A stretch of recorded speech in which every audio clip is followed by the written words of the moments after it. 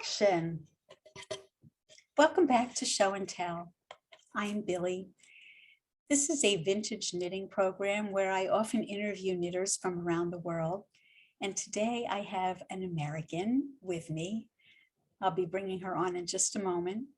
Before I introduce you to Cole, I wanted to remind you that I have a knit along that's in progress, and there are a couple of other podcasts where you can see the group of people who are knitting along with me the 1927 Elsa Scaparelli bow knot sweater. After this knit along is done, I'm contemplating doing another knit along. And I want to float the idea. Please comment below if this is something that would be interesting for you. Up until now, the knit-alongs I've done have been with people who are rather accomplished knitters.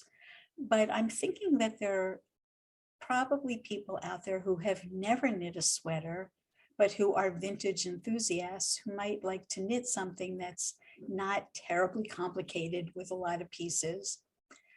And I was thinking that it might be interesting to come together on Zoom and have a little more instruction and a little more hand holding.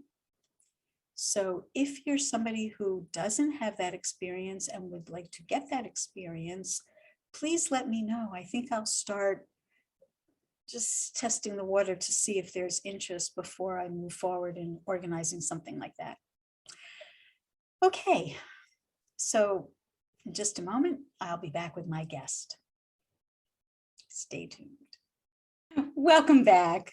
I would like you to meet today's guest. Her name is Cole Slivka, and I know that she's coming to us from somewhere in Tennessee, but I'm going to let her tell you exactly where she's from. And as always, my question that I ask everyone is, if we're a tourist in your town, please tell us someplace that we would not necessarily find if we were searching on the internet, someplace that only the locals kind of know about. We want the inside scoop. Take it away, Cole. Okay, well, first of all, Billy, thanks for having me. What an honor. Oh, my pleasure. It's fun.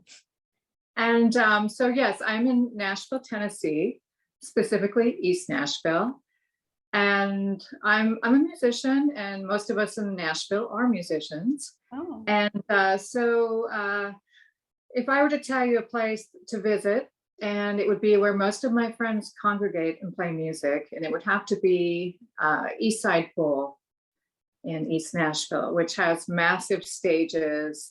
It's got a bowling alley and very, very fine musicians playing there.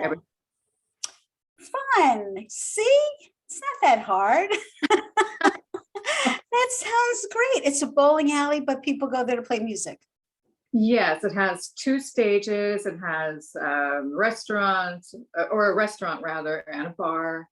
And it's just a great place to meet people and just be around real musicians. And a lot of them are really quite well known as well. And so you never know who you're going to bump into there. Wow. Okay, so that is certainly a scoop. Thanks for that one. That's great. Okay, so I know almost nothing about you except that you bill yourself as a couturier. So tell us what it is that you do. I'm assuming that you knit, and maybe not only by hand. I mean, the dress that's on the mannequin doesn't look like it's hand knit, but is it? The dress on the mannequin is definitely hand knit. It took a year to make. And this dress was really like, because of all the pleating, it was like knitting 2 dresses in a very fine gauge. And I decided to go for it. I had the original yarn to do it. And the pattern was this dress. So it's a Peyton Spalding pattern. The yarn is the Scotch fingering. This is from the 30s. And so I had enough of the original yarn to make this dress. So I went for it. And this dress had me crying at times. It was very, very tedious, as you could imagine. the skirt alone, I had to cast on 668 stitches. And I'm assuming you're a knitter, Billy. Yeah, of course. Today I happen not to be wearing knitwear for bizarre reason, I don't know. What kind of needle holds 600 stitches? You would have to get a 60-inch circular knitting needle, which is what I did get. And it was so tedious. This is all basically stockinette stitch. It was incredibly tedious to get through one round. And so what I ended up doing was I listened to books on tape. I walked around in circles. I actually could not sit still that long. I just walked and I would knit. I probably looked like a crazy person, but I did just sort of make circles in my home because I didn't want to really go into the neighborhood on the street and say, oh my, she's lost it. But I'm surprised it only took a year because I just finished recently just a vest, sleeveless sweater, Fair Isle with 46 stitches to 4 inches. So very, very fine gauge. But that took me 4.5 months.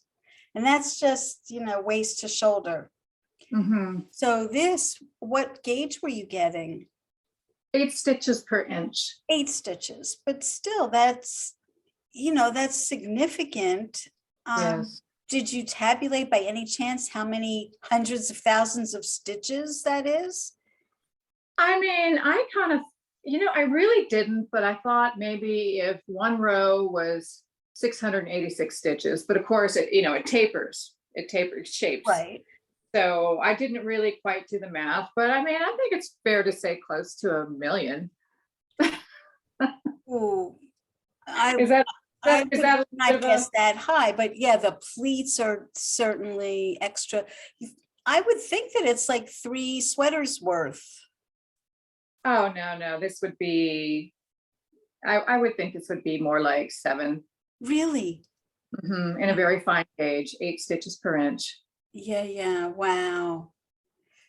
It's incredible. Now, is this something that you knit for yourself, or is this something that was knit on commission?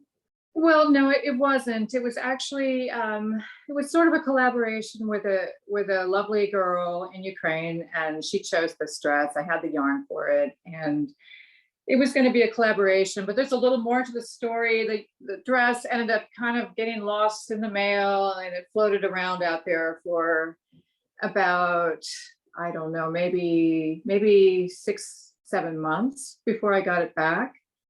And it was during the pandemic? This wasn't during the pandemic. It was before the pandemic. And so she never actually got to wear the dress or model it, but she did. She chose this design, and I had the yarn for it, so I went for it. And I'm not sure it's something I would have chosen on my own, but I'm actually glad because this dress actually taught me a lot. Does it fit you? It does fit me. I can wear it. Yes. Good. Oh, Yes. that's a lot of work to do and just have it, be on a mannequin. So yes, tell us what you learned from it. That's an interesting thing I'd like to know. Well, I suppose perseverance for one. Were you monogamous? You were only knitting on this? Oh, no. I generally have, I'm trying to change my ways, but I generally have 20 or 30 projects going at one time. And I would suppose that's mostly because I like to take my knitting with me, and you need certain things to be transportable, so, and then you have your stupid knitting, you have your, I better concentrate knitting, and I really got to concentrate knitting. So different levels and for different, times and places. And so that's kind of my reasoning for part of it. And then at times I'm just too curious when I acquire another vintage yarn. I'm just dying to try it out and see what it is and how it feels. And I can't help myself. So I have, I'm actually trying to change my ways and just tone it down a bit. So. Do you only knit with vintage yarns? Pretty much, every now and then I'll make an exception. I did make another dress, a nice sun glow dress from the 40s. And I did not have the yarn because it's actually a Australian pattern, I believe, British Australian. I need to fact check that, but I didn't have that yarn. It's very hard to come by. And so this was made out of the Cascade brand. And I'm trying to remember exactly which one it was, but They have like an heirloom or something. I didn't use the heirloom. I think I just used, gosh, I should have had that ready, but just one of their fingering yarns. And they had really good colors for vintage. And but I do vintage. I have a lot of it. I unwittingly created my own private vintage yarn shop over the years. I mean, I will never get to all of it before I die. I know that. I mean, it would take me probably 30 years over, but I kind of felt like it was my duty to save this yarn and it needs to be used for the proper project. And so where it's going, eventually it's going to have to be shared with, you know, true vintage lovers that are knitters.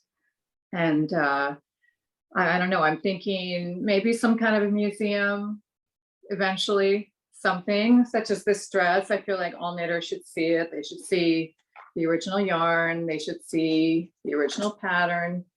And so that's kind of what I'm thinking about. But I'm just trying to bring as much of it to life as I possibly can. I have a museum worthy dress, or at least I feel it's museum worthy, not knit by me, but knit in the 1960s by my aunt with sequins all over it. You know, I've talked about it from time to time, and I did a whole video where I showed her knitting, but I think those things, because they really are at this point, what, about 60 years old. I mean, I think they're ready for a museum, and it's hard to care for them properly. You know, I don't want the sequin colors to disintegrate, they flake off. Sure. Maybe I should be in touch with my local museum, the Metropolitan. Okay, so the dress, is there anything else that you learned besides perseverance? Well, what else did I learn? I learned that I'm not scared to tackle another dress at all. I'm not scared to tackle anything. Little bit of history. I'm not much of a sewer, but I did sew my wedding dress by hand. And so that was I know I did crazy things. I didn't really have any sewing experience at all. I made a flannel button-down shirt in home ec in high school, and that was all I knew. And I found this beautiful silk from India. And I just decided, this is what I want. I got to make this. And so that's the only sewing experience I had. I felt like this dress pushed me into another level of you know, understanding sewing and tailoring. And I also realized that if you're going to make these early 1930s, 40s dresses, 50s even, it's very helpful to have some sewing experience. You're just going to have it's just going to turn out better if you do. Especially because so many of them are just written in one size. And if you're trying to knit it a different size, you do have to understand. I grapple with this all the time. And I think my viewers do as well, how to size things up without, you know, getting too much fabric in here and so on and so forth. For me, it's like never ending.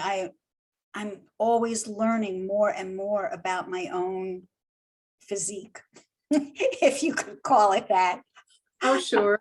I know all about it. Now, the sweater that you're wearing, you want to tell us about that? Oh, well, okay. Well, this is just, this is a 1960s sweater and cardigan. And this is the original yarn for it.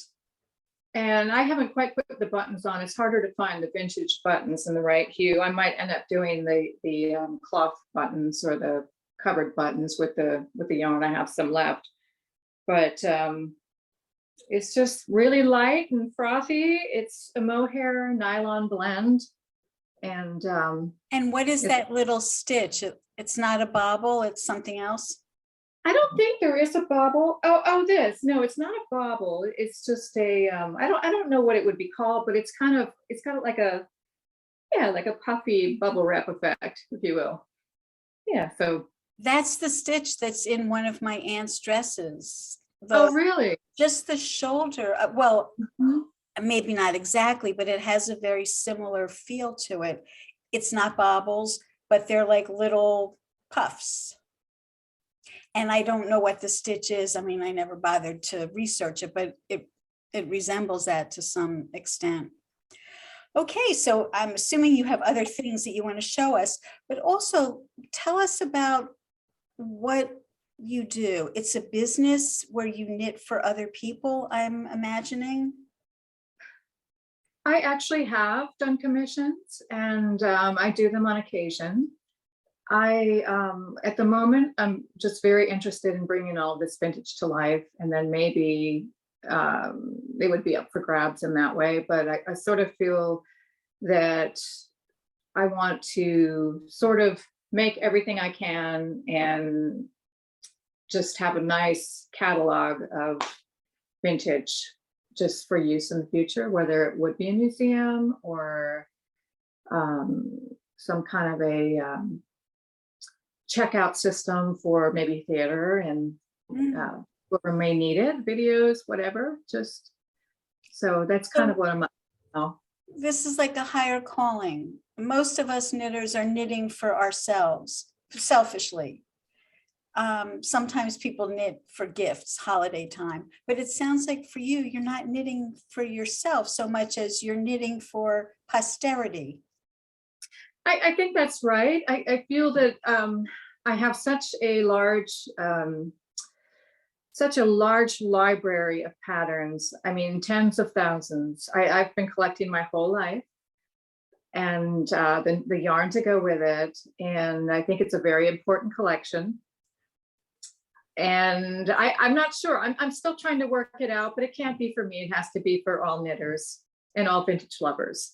So that's where it's going. I'm absolutely aware of the fact that I'll never get to make everything I want to make.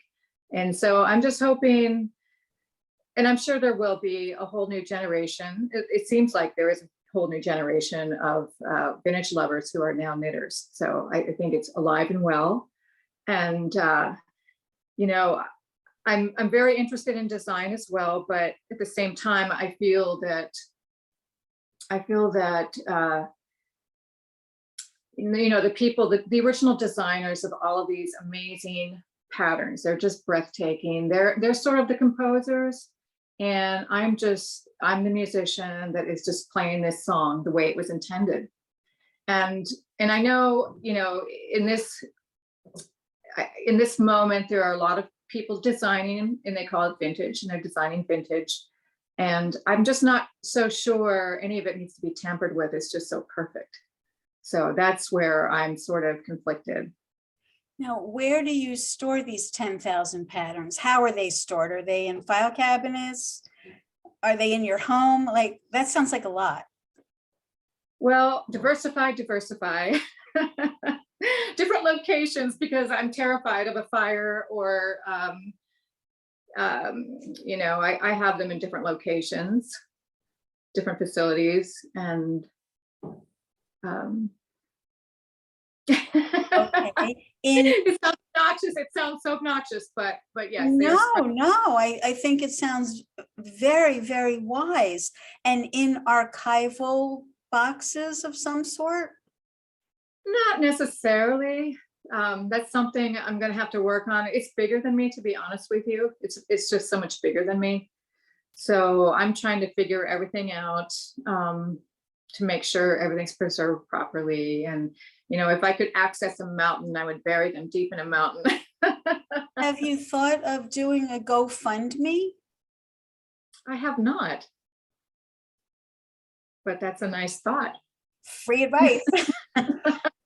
Yes, because it sounds like this would be a costly endeavor to properly, and I think Yes. there would be people out there who would be supportive of that, to properly store these so that they don't disintegrate, because paper will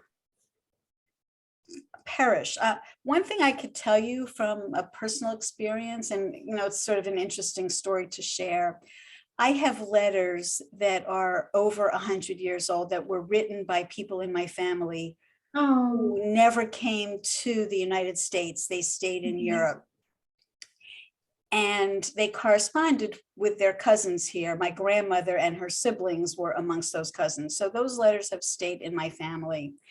And at least one of them, I feel, has some historic significance. It's written by a French person in Paris during the war and talking about, what's going on. But the paper is crumbling. So being in New York, I asked around at some of the art supply places. They tend to know who the professionals are. And I came to find this man who does paper restoration. And he does a lot of work for the local museum. So I went to see him, and as he was handling it, it was just crumbling. But the tip that he gave me, he said he has clients all over the world. He said the people who moved from New York, a cold, dry climate, to Florida, which tends to be humid, their things perished very rapidly. He said the best thing is to keep things in a stable environment that like climate controlled, where the temperature is not fluctuating and the humidity is not fluctuating. And it doesn't matter what that is. If it's, desert and it stays desert, that's fine. If it's tundra and it stays tundra, that's fine. It's the change that he described as the thing that really ruins it. And he said one of the best places where you can store things is in safe deposit boxes at the bank, because that condition is not changing. interesting. Now, that kind of a thing would be costly. And I think there's the possibility of finding people. I certainly would think a museum would be interested. So if there's anybody watching this, please get in touch with Nicole and, give her some guidance. I think this is a very, wow, it's an unbelievable endeavor. And it just warms the cockles of my heart to think that there's somebody out there who has all this stuff. I'm so glad I stumbled upon you. Wow. Thank you for asking me. I wasn't really sure because I'm like, I don't know. I don't interview well, but thank you. It's everybody says that, and I, as much as I can, I disregard it because everyone has something interesting to impart. And as I told you before we started recording, and I'm giving away my big secret, I don't have prepared questions because this kind of stuff would never come out if I asked you, when did you start knitting and who taught you to knit? No, to me, this is so much more fascinating. Wow, I'm trying to like regroup from this because I never would have expected that. Okay, so 10,000 patterns. Are they all written in English? I do have some French patterns, not many. I haven't really, I didn't really collect the French patterns. I just didn't think I had time for everything to learn French. I would love to learn French, but it's probably not going to happen. But I primarily have English patterns. My favorites are from Australia, Canada, Great Britain, and of course, the United States. So my collection spans from the 20s into the 70s. I'm still sort of ignoring the 80s. The 80s knitwear, it's hard for me to go there. There's some things that are redeeming, but for me personally, it's not what I'm interested in. Like for instance, this pattern is from Busela and it has an actual Chanel pattern in it, which amazes me that I could make a 1930s Chanel.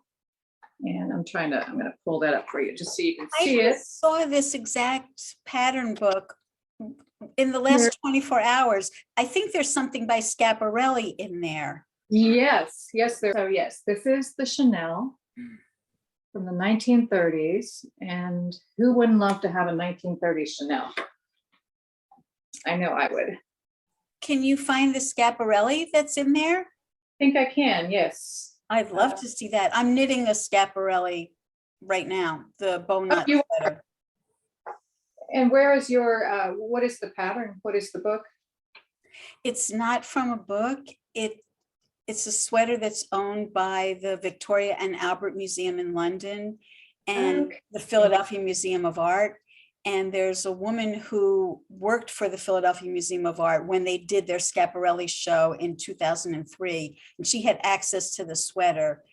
And they allowed her, I think the Scaparelli Foundation allowed the museum to recreate the pattern based on that original sweater. So it is a bit of a modern interpretation, but she tried to preserve the period construction, and it is a little bit different. The front is longer and wider than the back. Okay. And the center of the sleeve does not line up with the shoulder because the shoulder seam is further back. So it's interesting. You've probably seen the sweater. It's a famous one. It's black with a big white bow on the front. Oh, sure, sure. Yeah, there are a lot of girls out there that are actually recreating these museum pieces. You know, I don't believe it's actually in this book, but I know what you're talking about, and it's in another book, and I've seen it. But is there a Scaparelli in this pattern book? Is the one on the cover Scaparelli? That's what I thought I just read. Oh, on the cover. Oh, yes, you're right. It is the cover. Yes, it's the cover. Silly me. There you are. Wow. You have a good eye. Only because I just saw it. I think because now I'm doing this knit along and I have a couple of podcasts up on YouTube, people are reaching out like, hey, did you see the Scaparelli hats that are for sale on eBay? And, you know, now I'm becoming like the information central for Scaparelli. So I just had seen that pattern. Wow. Do you have other sweaters that you want to share with us? I do. I don't know. I don't think I have many in my home. I live in a Victorian house and the closets are horrible. So I don't believe I have any other pieces with me. I might have a couple of 60s things. So I do have this 50s, or actually early 60s coat that I'm trying to finish up. I wish I had the photo to show you, but it's a belted coat and it's got nice little pleats. It needs to be lined with this red silk. I had just started lining it and not really much to look at. I don't think you can quite see it, but maybe a little bit. You can see the pleats in there. It looks like it's ready to go ice skating. Yes, yes, it does. And let me see, as far as examples of things I have. So you were talking about the 60s, and I do love the 60s. I know out there in vintage knitting world, it's not as popular as the 30s and 40s. Most people feel that yet, but it will be. It will be, but they just feel it's you know, it's too modern. But so I have this little green suit. And I have the actual yarn for this particular suit. Whoa. Yeah, so, and this is what I'm talking about. When I have the original materials, that's where I feel like it belongs to the museum more than some personal wardrobe.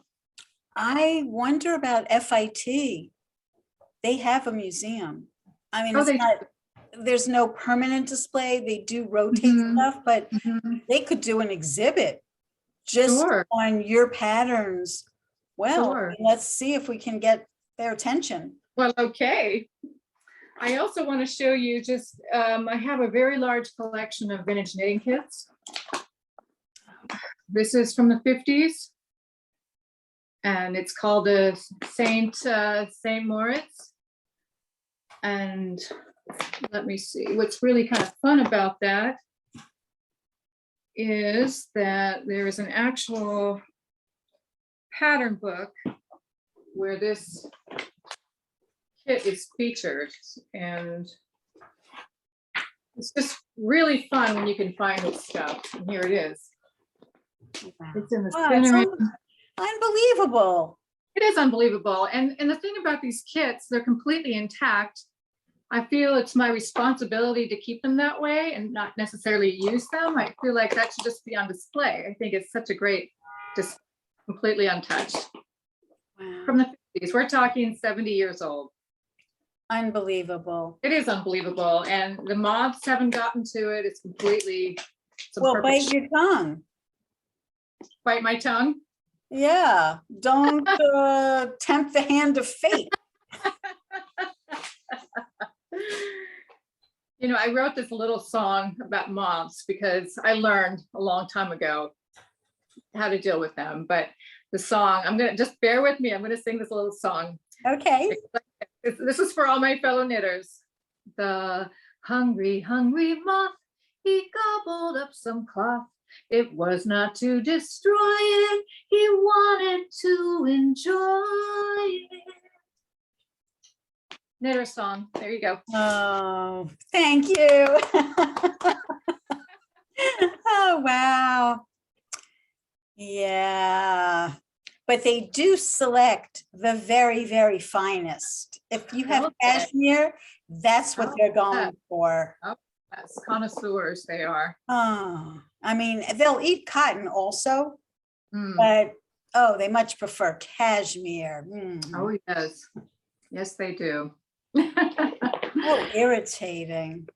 Here's another one from the 60s. It's got the fleur-de-lis design. Now, how are you finding these? Are you like Okay, so scrolling eBay all the time? I do troll eBay, but I started years ago, right when eBay showed up, and nobody knew this stuff existed, and you could just get it for something so silly, $5, whatever. There was no, it No was just not demand. exactly. And so when I figured out that I could find the original yarn for these patterns, it blew my brains out. And I just went, okay, game on. I'm gonna just save as much of this as I can. And I've got a lot of the silk organdy ribbon to make a lot of these ribbon dresses that I saved. I mean, you just won't even believe it. You just couldn't even believe. And so those definitely, I think, need to be in a museum. You can't even get silk ribbon anymore. I had my grandmother's ribbon jackets. They didn't fit me, and there seemed to be no way to alter them. And I got rid of so many things. I know. I'd love to see a pattern for that. Let me see. Wow, that must be incredible. Now, I do want to ask you, how can people find you? Like if people want to support this effort and reach out to you and whatever, Instagram is one place, and you're at Cole Slivka, and I'll put that on the screen. Yes. Are there other places where you like people to know about? I mean, that's primarily it. Maybe one day I'll start a YouTube channel myself and just show some of this yarn and be a matchmaker and show what goes with what, the proper color for this era. And if you're going to try to buy modern yarn, I'd maybe tell them what their best selection would be based on the original. That, but also there could be you could be the clearinghouse. You have a pattern, somebody else has the yarn. You could maybe match it up or swap to get complete sets. So yeah, I do kind of feel like I am a matchmaker these days. I have, I would say out of all of my knitting books that I have something that I can make an original with. Like I just have so much. So as I said, I'm going to be responsible and I'm going to set it up. So in the event that I move on from this world, that it will be ready to go to be enjoyed by future knitters. Oh, I hope it doesn't stay in Nashville where I'm not likely to ever experience it. You know, New York gets a lot of good stuff because Yeah, so many people come here. I know. I love New So York. please think of us. And yes, FIT maybe. Yeah. So you have time for one more? Yeah, like sure. Chanel style jacket from the 60s. And it's got some, you know, a little bit of metallic accents. Can you see? Can you hear me? And so this kit, it looks like it was opened and somebody just put a bag around it, but it is completely intact. It has everything to make the black and silver jacket. And everybody needs one of those in their closet, regardless of which decade you favor. Especially if you have that pin. True. That's your next assignment. Find the jewelry to go with. Yes. The sweaters, the patterns, the yarn. That hardware is amazing. It actually kind of makes it, you know. Oh, the buttons and so forth. Mm-hmm. I Yep. interviewed this really terrific man in France. He's an American living in France who's a button collector and expert. And he assured me that his attic is chock full of the kinds of buttons that we would want to use. So I just have to make my way to France when this pandemic is over. Sure. Amazing. Yeah. Well, there's a few of us out there then. That's good. Oh, well, I have not been bitten by the same bug as you, that's for sure. But yeah, I mean, when I started this podcast, I thought that there would be many, many more people excited about it. It's slow going. So please, if you're watching, subscribe, hit the like button, comment, because that helps get this channel distributed to more people. That's, you know, the YouTube algorithm. That's a way to work the algorithm.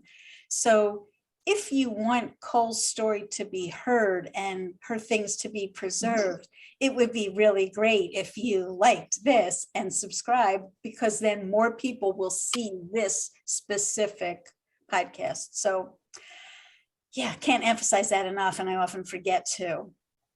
Even though I ridiculed that silly question and I don't usually ask my guests, it would be interesting to know, because you said you started collecting at such an early age. How did that happen? Well, okay, so when I was 8 years old, my father taught me music.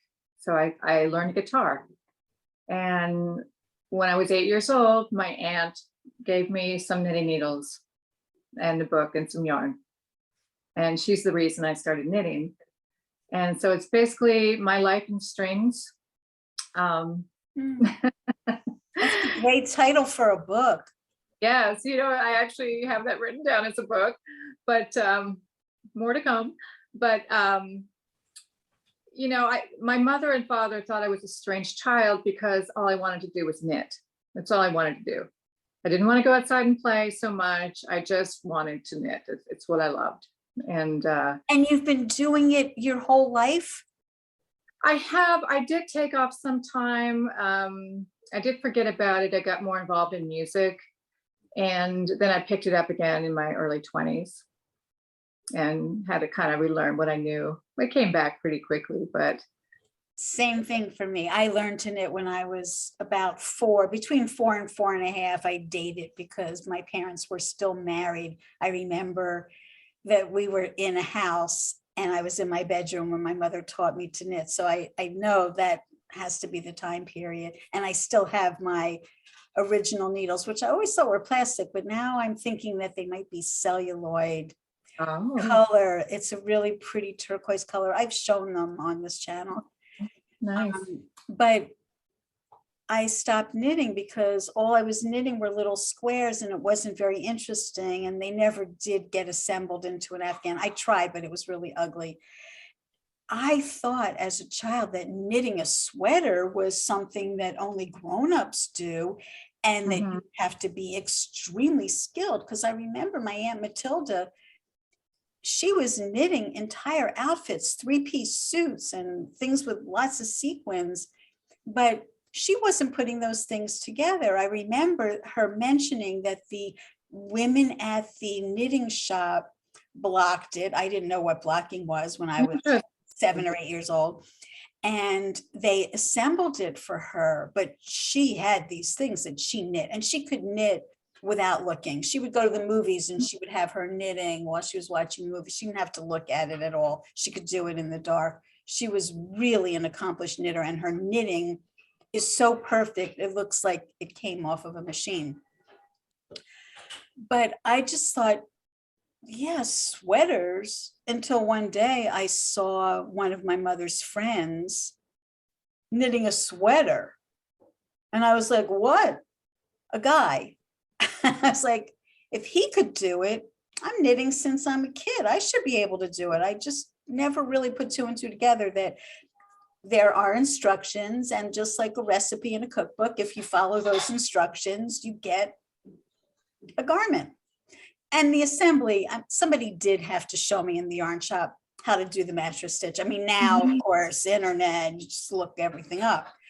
But I had stopped knitting for decades while I was in school and graduate school and so forth. But in my 20s, my late 20s, when I quit my corporate career, I found my way to a local yarn shop, and I used to hang out there just to have like socialization, because I was so used to being in an office with people, and now I was home alone by myself.